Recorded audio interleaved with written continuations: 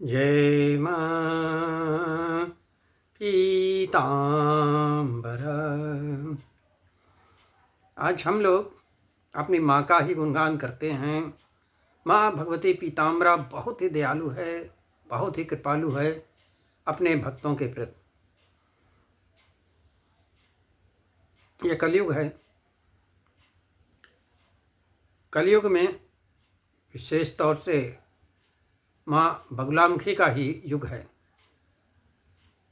जहाँ आज सारी शक्तियाँ सुषुप्तावस्था में हैं, कोई सुनने वाला नहीं है। वहीं माँ भगवती पीताम्बरा स्वयं जागृत हैं।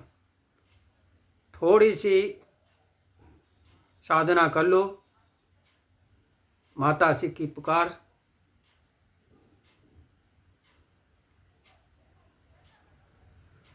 माता श्री के दरबार में आपकी पुकार पहुंच जाती है और आपको तुरंत आनन फानन में इस सहायता मिल जाती है। ऐसा हम बारंबार देखते चले आए हैं। हमारा बहुत ही गहन अध्ययन रहा है कि माता श्री से बढ़कर कोई विद्या काम नहीं आती। भाई प्रचंड शक्तिशाली है, सर्वोच्च सत्ता। भाई देखो, कहा गया है दोस्ती करो तो ऊंचे से करो, सर्वोच्च से करो। ये मैं कई बार कह चुका हूं। जैसे किसी को फांसी की सजा हो जाती है तो दरोगा उसको माफ नहीं कर पाएगा, मंत्री, मुख्यमंत्री, प्रधानमंत्री इत्यादि भी उसको माफ नहीं कर पाएंगे। मगर जो सर्वोच्च सत्ता है, राष्ट्रपति, वो इसकी फांसी को माफ ही कर सकता है। उसी तरह से सारे देवी देवता जो काम नहीं कर सकते हैं, वो सर्वोच्च सत्ता ही कर सकती है। जैसे भगवान श्री कृष्ण ने एकदम स्पष्ट कह रखा है, मनुष्य के कर्मों के अनुसार उसके प्रारब्ध का निर्माण होता है, जिसको भोगना ये पड़ता है। परंतु महाशक्तियों के हाथ में वो समर्थ होती है कि वो प्रारब्ध को बहुत ही सूक्ष्म कर सकती है। भाई प्रारब्ध को सूक्ष्म करने की क्षमता अपनी माँ भगवती पीताम्बरा में सर्वाधिक है, सर्वाधिक है। और सबसे शीघ्र ही प्रसन्न होने वाली यदि कोई देवी हैं तो अपनी माँ भगवती पीताम्बरा ही हैं, जो अपने साधक की करुण पुकार पे शीघ्र ही द्रवित हो जाती हैं और आनन फानन में उसका कार्य कर देती हैं। इतना सुगम मार्ग और कहीं नहीं है। बस भाव के साथ माता श्री को पुकार भर लो, उनकी थोड़ी साधना कर भी लो, बस सब कुछ मामला सही हो जाता है।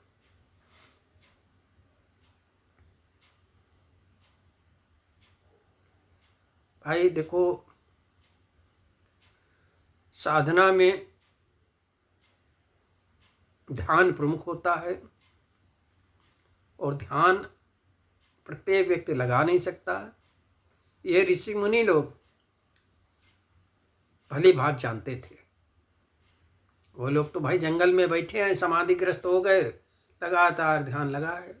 मगर वो ये जानते थे कि आने वाले समय में इतनी भाग दौड़, इतनी धकम पेल रहेगी कि आदमी के पास फुर्सत ही नहीं मिलेगा कि वो ध्यान कर सके। ये उनको पहले से ज्ञात था। इसलिए ध्यान के साथ साथ मंत्र का भी लगा दिया हिसाब। वाणी कंपन के द्वारा आपका ध्यान लगा रहेगा, मंत्र जाप पे आपका ध्यान लगा रहेगा। वाणी कंपन क्या है? मंत्र। तो ऋषि मुनि ये जानते थे अच्छी तरह से कि यदि ध्यान उचित ढंग से लगाना है तो मंत्र को साथ में लगा दो कि मन इधर उधर न भागने पाए और एक स्थान पे केंद्रित रहे और उसी मंत्र में लगा रहे। तो एकाग्रता पूर्वक यदि हम मंत्रों का जाप करते हैं तो हमारा ध्यान बहुत आसानी से लग जाता है। देखो भाई, हर चीज का अथर्वा होती है, हर प्राणी का अथर्वा होती है, और हर प्राणी का अथर्वे का रंग अलग अलग होता है। अब चूंकि हम अपने अथर्वा का रंग माताश्री के अथर्वा में यदि एकाकार कर ले जाने में सक्षम हो जाते हैं तो इस आवागमन के चक्कर से हरदम के लिए छुट्टी मिल जाती। अब समस्या ये होती है अपने अथर्वा का रंग कैसे बदलें। अथर्वा का रंग बदलने की क्षमता केवल मनुष्य को ही है, देवी देवताओं को भी नहीं प्राप्त है। तो हम जो जाप करते हैं, लगातार जाप करते रहने से, लगातार जाप करते रहने से हमारा सूक्ष्म शरीर हमारे सूक्ष्म मंत्रों के मिलन का आधार बन जाता है। देखो भाई, हमारा ध्येय है वो सूक्ष्म है, वो हमारा शरीर की सूक्ष्म अवस्था उससे एकाकार हो जाए, बस काम बन गया। तो हमारा ध्येय माँ बगला है जिनका अथर्वे का रंग पीला है। हम अपने सूक्ष्म शरीर का रंग पीले में परिवर्तित कर दें, बस काम हो गया। अब पीले में परिवर्तित करना, ये लगातार मंत्रों के जाप से एकाग्रता पूर्वक, ध्यान पूर्वक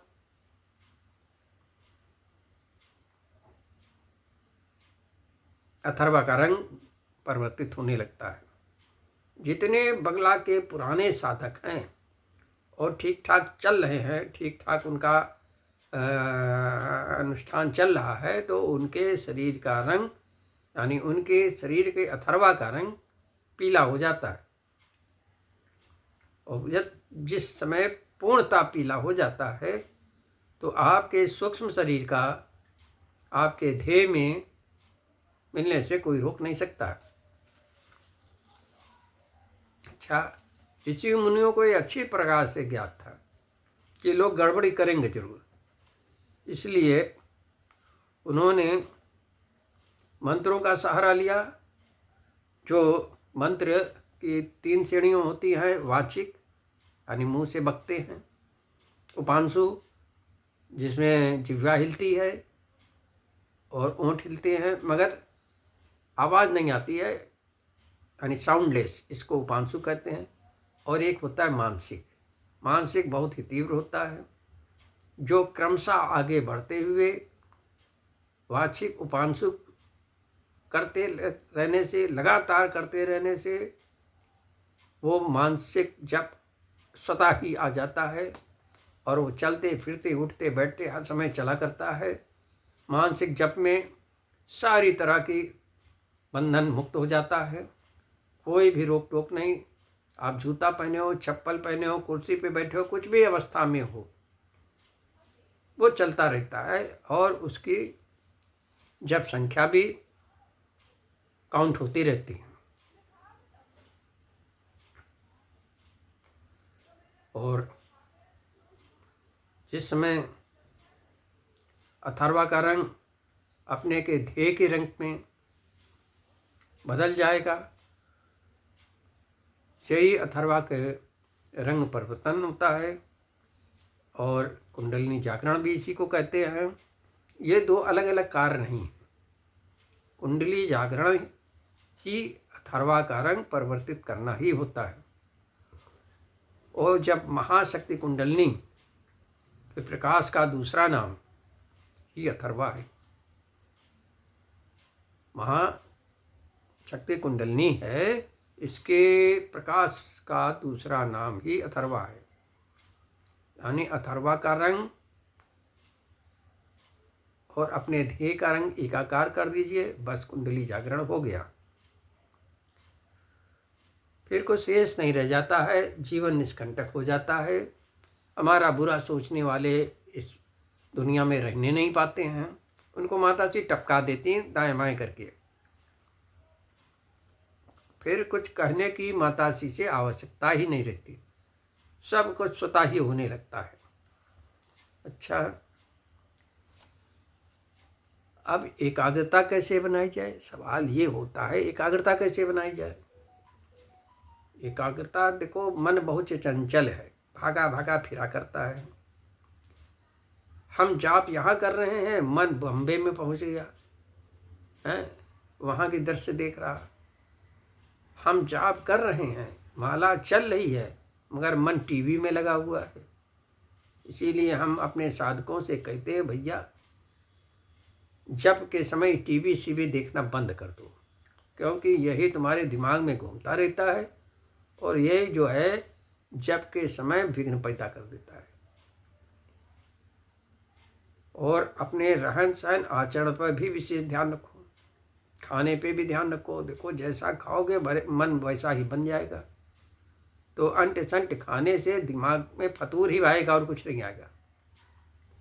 इसीलिए भोजन भी नपा तुला लो, अच्छे से लो, उल्टा सीधा न खाएं। जैसे मांसाहार वगैरह जो लोग करते हैं, उनका दिमाग भी उसी हिसाब का बन जाता है, हिंसक प्रवृत्ति का। तो भाई मांस को खाता है, कौन खाएगा? हिंसक पशु ही तो खाते हैं। शेर खाता है, गीदड़ खाते हैं, भालू खाते हैं। तो उनका स्वभाव क्या है? उग्र है। तो यदि उग्र स्वभाव हो गया तो जाप कहाँ चलेगा? भाई अपने मन को भी एकाग्र करना पड़ता है जाप के लिए। देखो जाप करना तो बहुत आसान है, मगर हम अपने शरीर को उसी हिसाब से ढाल दें बस। तो ढालने के ऋषि मुनियों ने तमामों उपाय भी दे रखे हैं। बड़े ज्ञानी पुरुष हुआ करते थे उस समय, बहुत ज्ञानी होते थे, बहुत ज्ञान था।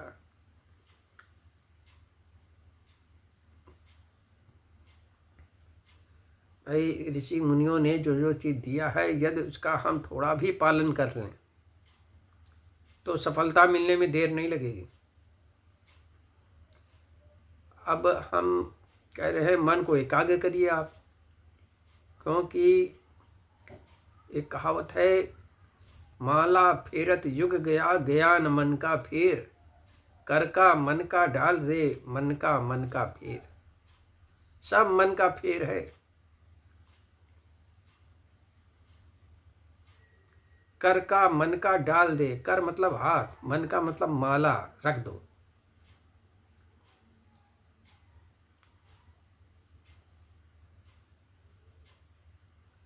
देखो जब तक हमारे जीवन का एक ध्येय नहीं निर्धारित होगा कि हमें करना क्या है, तो हम आगे बढ़ेंगे कैसे? अपने जीवन का ध्येय ये रखिए कि हमें इस आवागमन के चक्कर से सदैव सदैव के लिए मुक्ति होना है। पैसा कमाना तो अपनी जगह है। जब हम माता श्री के पीछे एकाग्रता पूर्वक ध्यान पूर्वक लगते हैं तो उनको हमारी फिक्र होने लगती है, और वो हमारे जीवन में जितने पैसे की आवश्यकता है उसकी पूर्ति अवश्य करती हैं। ये हमारा बहुत बड़ा का अनुभव रहा है, और एक बार का अनुभव नहीं, बारंबार का अनुभव रहा। इसीलिए मैं गलत सलत पैसा नहीं कमाता हूँ। हमने तो अपना जीवन न्यौछावर कर दिया है माता श्री की सेवा में। कि योग्य नहीं, तीव्र साधक का निर्माण करना है। और तीव्र साधक का निर्माण करना है तो उसको सब कुछ बताना पड़ेगा, छोटी सी छोटी बातों से उसको अवगत कराना ही पड़ेगा। और यही अपने मिशन का उद्देश्य है। पैसा कमाना हमारा उद्देश्य नहीं है। बहुत से लोग कहते हैं गुरुजी आप हमारा अनुष्ठान कर दीजिए, बताइए कितना पैसा दे दे। हमको बहुत ही पीड़ा होती है देख कोई ऐसा हमसे कहता है, क्योंकि उसको हमारे मिशन के बारे में कुछ पता ही नहीं है। भाई हम तो तुमको खुद ही मजबूत करना चाहते हैं कि आप खुद मजबूत बनो, अपना काम स्वयं करो, कहीं इधर उधर पैसा फेंकने की आवश्यकता नहीं है। देखो भाई माताजी ने किताब लिखा दी, इसीलिए बहुत कुछ ज्ञान उसमें मिल जाएगा। आप भगलाम की अनुभूत तंत्र जो पुस्तक लिखी गई है वो माताजी द्वारा ही लिखाई गई है। उसको पुस्तक समझने की त्रुटि न करना। वो पुस्तक नहीं है, माताजी का प्रसाद है, साक्षात प्रसाद है। उसको अपने जीवन में उतार लोगे, बहुत तेजी के साथ सफलता आपके चरण चूमेगी। तो हम कह रहे थे कि मन को एकाग्र कैसे किया जाए। मन तो बड़ा चंचल है। अब इसके लिए भी ऋषि मुनियों ने बहुत से नियम बनाए। अब उसमें एक नियम था स्नान, औषधि स्नान। औषधि स्नान के द्वारा उन्होंने ऋषि मुनियों ने देखा कि हमारे साधक बहक ज़्यादा रहे हैं, कुछ साधक का क्रोध है नियंत्रण में नहीं आ रहा, चंचलता छाई रहती है, कुछ न कुछ सोचे विचारा करते हैं, बेचारे हमारे साधक परेशान हैं। तो ऋषि मुनियों ने अपनी अध्यात्म शक्ति द्वारा ये ज्ञात किया कि इनकी चंचलता कैसे दूर की जाए। तो उन्होंने स्नान विधि का निर्माण किया। स्नान विधि में कुछ औषधि तत्व हैं जिनको उन्होंने मिला के उसका पाउडर बनवाया। तो नोट कर लो तुम भी, आगे चल के ये काम देगा।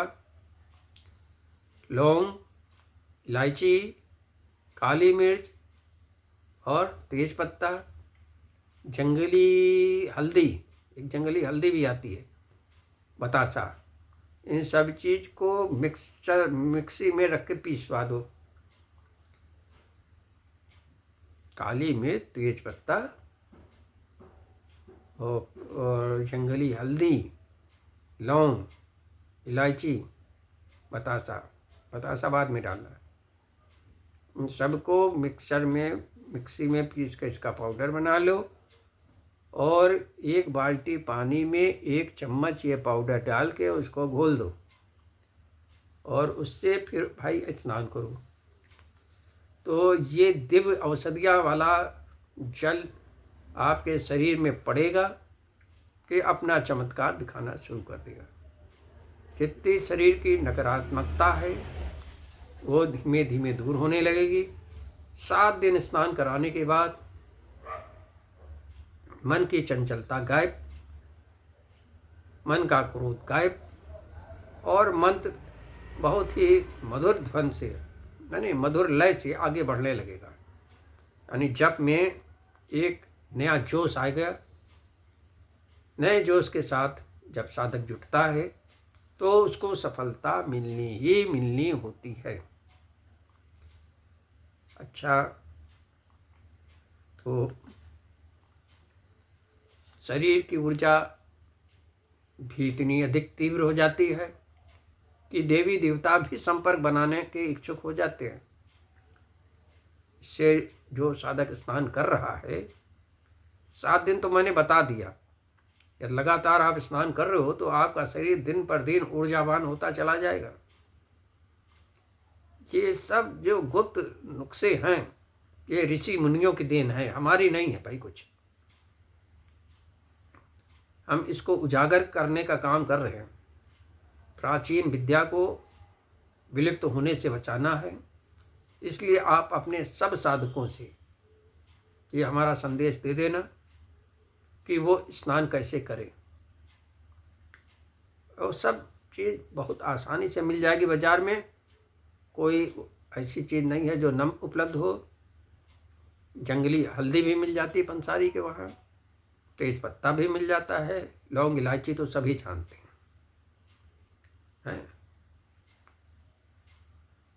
तो भाई कितना सुलभ तरीका है मन एकाग्र करने का। मन की चंचलता हटी कि मन एकाग्र हुआ, और मन एकाग्र होकर जो जाप हुआ तो भाई मंत्र को जागृत होने से कोई रोक नहीं सकता।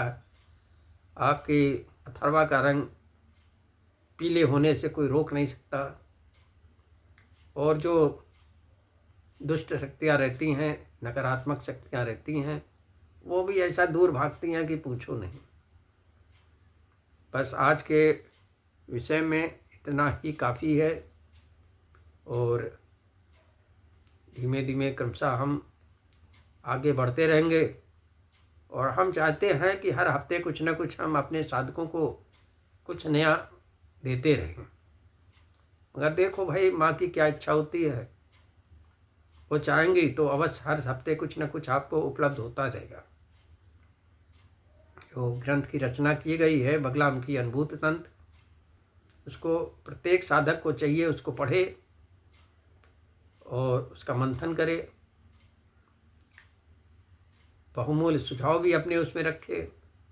हमारे साधकों ने जो अनुभव किए उसको भी इस पुस्तक में हमने स्थान देने का प्रयत्न किया है। एक हमारे सबसे अच्छे साधक हैं मनोज, नागपुर से हैं। इनका भाई कर भला तो हो भला, बहुत अच्छा अनुभव रहा। और हम अपने सारे साधकों से ये उम्मीद करते हैं, ये अपेक्षा करते हैं कि वो पैसे की ओर ज़्यादा न भागे, कर भला तो हो भला की ओर ज़्यादा ध्यान दें। भाई जब हम किसी दूसरे का भला करेंगे तो माता जी तो स्वयं हमारा भला कर ही देंगे, इसमें दो राय नहीं है। अरे पहले माँ के ऊपर भरोसा करके देखो, बहुत देती हैं, बहुत देती हैं। अरे कल तो दूर रही, आज ही की बात है भैया, स्पष्ट बता दे।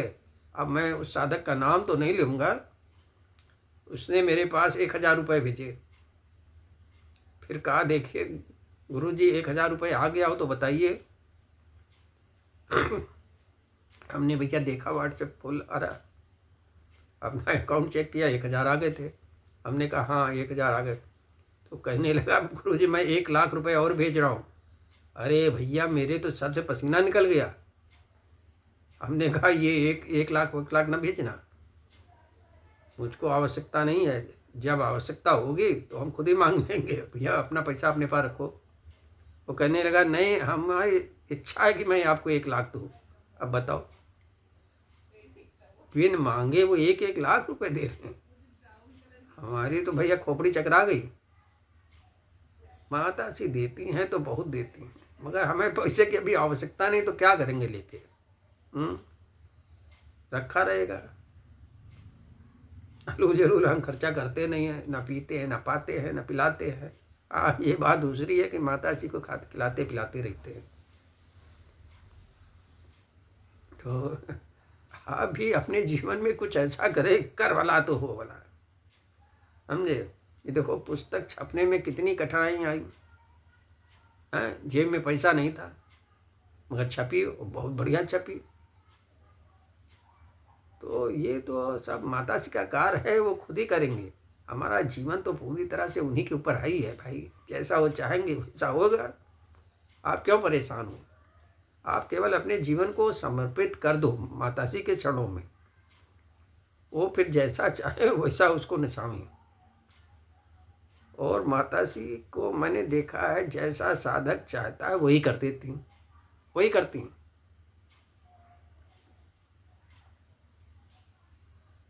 भाई क्या क्या बताएं, कैसे कैसे लोग हैं दुनिया में। तो इसकी चिंता न करो, सब कुछ माता जी सही कर देंगी। और